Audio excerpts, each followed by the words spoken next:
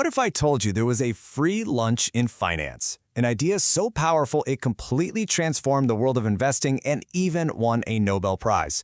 Well, there is, and today we're going to pull back the curtain on this revolutionary concept and show you how to build a much smarter portfolio. All right, let's start with a classic scenario. You've got $1,000 and you're ready to put it to work. What's the plan? Do you hunt for the next Tesla, go all in on one company you've heard good things about, and just hope for the best? It's a tough spot, and for a long time, the answer was basically just a big, high-stakes guess. So let's rewind the clock a little bit. Before the 1950s, investing really did feel like a guessing game, almost like a treasure hunt. The whole point was to dig through piles and piles of companies to find that one, that single hidden gem that you thought was going to take off. Yeah, the thinking was pretty simple. If you could just pick the winning horse, you were golden. But you can probably see the flaw in that, right? It totally ignores one of the most important factors, risk. I mean, it's the classic, all your eggs in one basket problem. And that can be a recipe for absolute disaster. And this right here, this is the massive shift in thinking we're talking about. The whole game changed. It went from trying to be a genius stock picker making these wild bets to becoming more like a team manager, carefully building a portfolio that could weather any storm. It's a strategic balancing act, not a lottery ticket. So, what changed? Well, it all started with one man, an economist named Harry Markowitz. Back in 1952, he published this little paper. It wasn't even 15 pages long, but it completely laid the groundwork for what we now call modern portfolio theory. He brought actual math to what was basically just an art form. You know, this quote is so telling. What Markowitz did was brilliant. He basically said, look, I'm not going to pretend I can tell you which stocks are going to be winners. That's stage one. Instead, he focused on stage two. Once you've got a bunch of potential investments, how do you combine them in the smartest way possible? And to figure that out, he broke down any portfolio into three simple ingredients. First, expected return. You know, how much money you think you can make. Second, risk, or what he called volatility, basically how bumpy the ride's going to be. And then the third, the secret sauce that changed everything, correlation. Now, correlation sounds like some complicated math term, but the idea is actually super simple.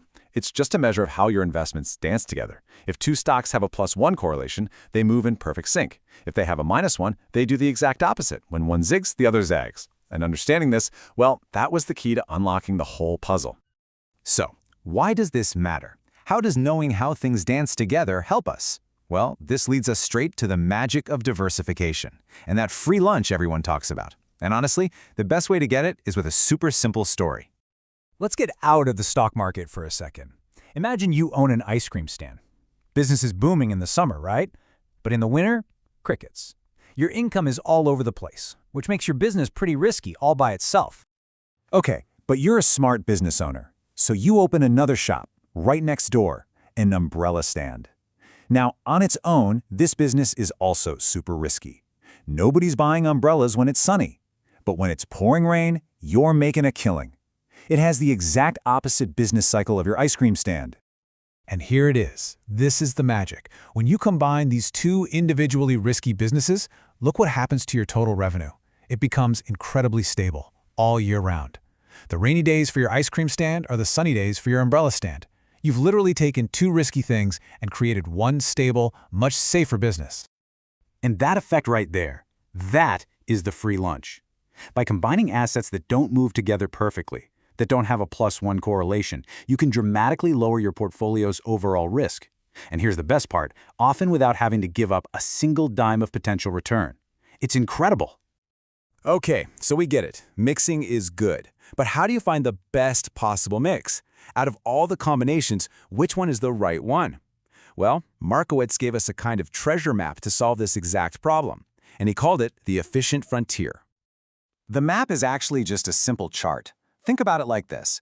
Going up the side, you've got return, that's the good stuff, the smiley face, more is better. And then going across the bottom, you've got risk. That's the bumpy ride, the worried face. We want less of that. Now, here's the cool part. Every single mix of investments you could possibly dream up, whether it's all stocks, all bonds, or some combination in between, can be plotted as a single dot on this chart. Each dot represents a specific trade-off between risk and return. What Markowitz realized is that when you plot all of these infinite possibilities, the best ones, the most optimal ones, all line up and form this beautiful curve. And he called that curve the efficient frontier, because any portfolio on that line is giving you the absolute best bang for your buck, risk-wise. So here's the big takeaway. Why on earth would you ever pick a portfolio that's sitting below that curve? It just doesn't make sense. For any of those dots, there's another one right on the line that gives you either more return for the same amount of risk or less risk for the same return. Anything not on the frontier is just inefficient.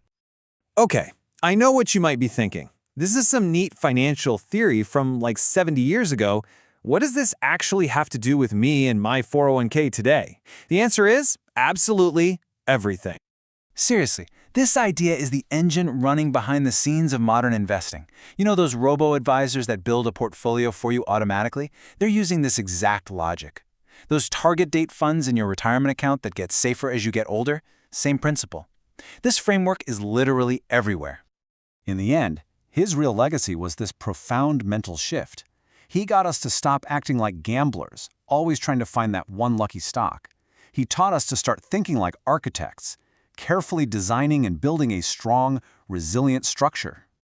You know, it really is the perfect sports analogy. A single superstar can't win a championship all by themselves. You need a great team. And it's the same with investing. The goal is not to find the one best player. It's to build the best possible team where all the pieces work together to get you to your goal. And that really brings us to the final question, the one I want to leave you with. When you look at your own investments, what do you see? Is it just a random collection of stuff you've bought over the years? Or is it a carefully designed team built to work together through sunshine and rain? Something to think about.